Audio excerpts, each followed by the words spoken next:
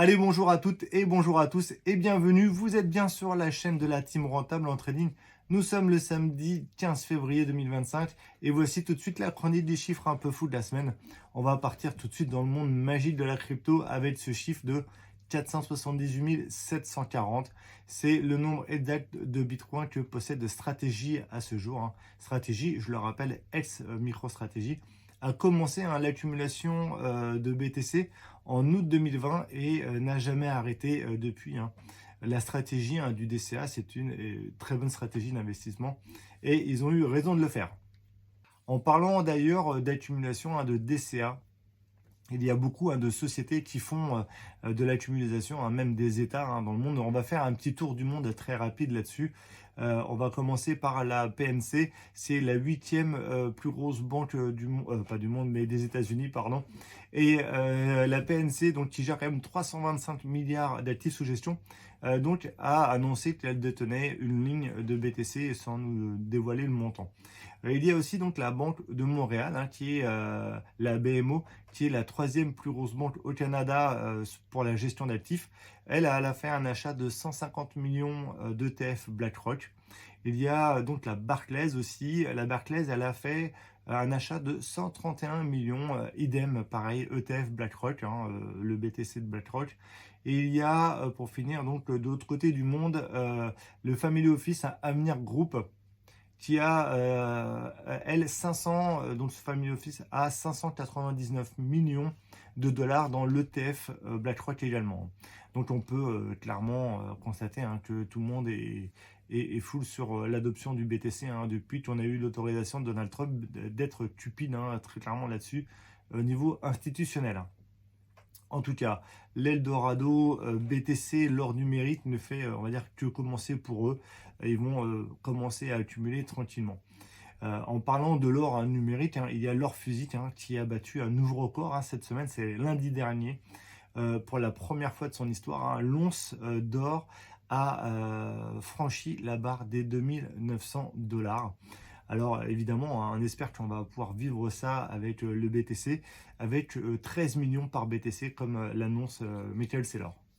Et pour finir, donc dans le monde magique de la crypto, avec un chiffre incroyable, il y a 14 ans exactement, le 9 février 2011, le prix du BTC était à 1 $. Eh oui, du coup, on pense tous la même chose. Pourquoi j'en ai pas acheté à ce moment-là? C'est navrant et grisant. Bon, allez, bref, sinon, tout ça vaut DeLorean. Allez, on va passer sur le côté des marchés traditionnels. Airbnb a dépassé les attentes de résultats pour le Q4 avec un chiffre impressionnant de 2,48 milliards de dollars. C'est quand même un beau résultat pour les 3 derniers mois de l'année. Comme quoi, le locatif de vacances fonctionne très bien. Et certains d'entre nous profitent encore pour prendre du bon temps et tant mieux pour eux. Le réseau social X, ex-Twitter, va devoir payer 10 millions de dollars de dédommagement à Donald Trump. Son compte avait été suspendu après l'attaque du Capitole, début de l'année 2021, et a été rétabli en novembre 2022, une fois que Elon Musk est devenu actionnaire majoritaire de Twitter. D'ailleurs, Meta avait dû aussi payer, lui par contre, c'était 25 millions, c'était pas la même base, de dollars donc au président Donald Trump pour les mêmes raisons. C'est bien fait quand même, la vie, on dirait un scénario hollywoodien avec le gentil Trump qui gagne contre les méchants réseaux sociaux pour l'avoir privé de sa liberté d'expression. Et bien tout est respecté, c'est bien le gentil qui gagne à la fin. On est mal, patron, on est mal. Allez, un petit hommage à Ginette Moulin, la petite fille du fondateur des Galeries Lafayette, est décédée à l'âge de 98 ans. Elle s'était battue avec sa cousine Germaine pour conserver son héritage, la nonagénaire qui a incarné donc la mémoire des grands magasins français et la dernière à avoir connu le fondateur des Galeries vivant. Ginette Moulin était la 34e fortune de France selon Challenge 2024. Et je finirai cette chronique avec cette petite phrase de Xavier Niels au sujet d'Elon Musk. Alors ouvrez les guillemets, 2 points, je cite, le plus grand entrepreneur du monde peut être parfois un connard.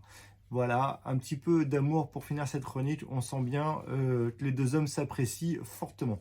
Allez, sur ce, je vous souhaite un très bon week-end à tous. Prenez soin de vous et je vous dis à très vite. Bye bye.